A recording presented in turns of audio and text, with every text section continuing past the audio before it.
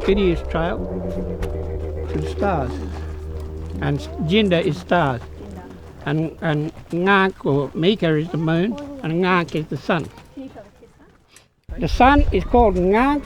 Ngak is also mother, all right? And this here is our Buja. Buja is the earth. I'm here today to talk about language. Prior colonisation, it was pure, it was intact, and we had our laws, we had our language. And then being Nyunga, we were the first to be colonised. We copped first impact of Stirling in 1829. The elders talk about being removed, stolen generation, and how it impacted them, how it impacted their ability to keep language. You weren't allowed to express your culture, practice your culture. You get flogged or you get punished through the missions. So my mother being a mission, keeping her language wasn't an option. And so some elders, like my mum, are unable to speak language. That legacy is still part of her today.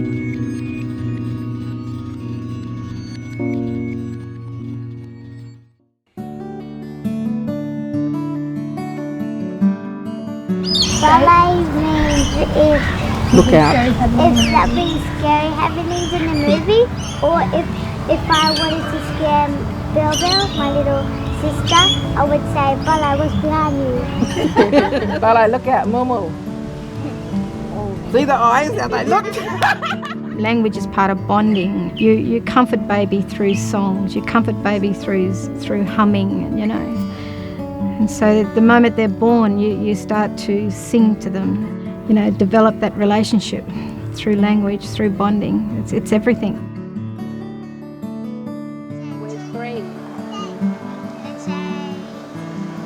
We know that when kids are able to talk in two different dialects or in two different languages, so they might use English and some Noongar words, or they might use English and some home talk or Aboriginal English, to be able to switch between what we call codes, switch between languages, means that they have a flexibility in their thinking that people who don't speak two languages or speak two dialects have.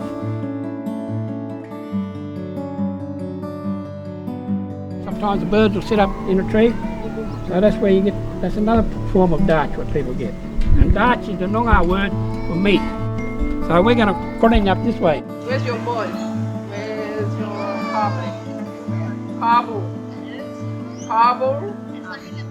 With such large families, we have the older cousins that might go off hunting with Pop and then come back at a family gathering and teach the younger ones certain words and certain things that no one else was aware of or hadn't learned yet. You go out bush with Pop much? Yeah. We went out with him to collect some sticks because he was making a maya on Monday. Older brothers and sisters and cousins act as teachers for young children. We have that kinship system where all children will have parents.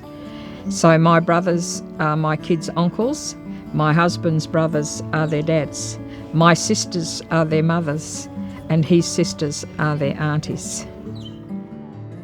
I think it's also important for health professionals to develop their own cultural awareness and cultural knowledge around Aboriginal English to be able to support families and children.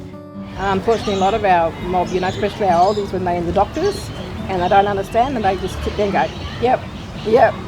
And when they come home, we say, what doctor said?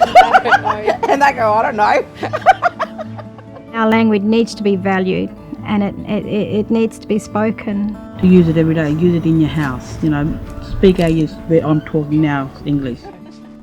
If they're not having people interacting with them ongoing, then they're not learning. So it's, you know, there's little opportunities to learn, and just everyday discussions, pointing out to the kids, making them aware of what is what.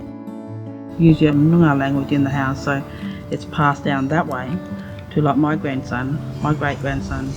And then once they grow up, you know, they can start passing down to their kids and whatever. So we have to bring our language back to build our identity and be proud of who we are, and language is one of the strongest ways of identifying yourself culturally.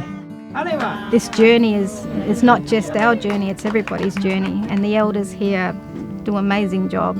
And I love hearing them speak language, and I love it. It keeps my spirit strong, yeah.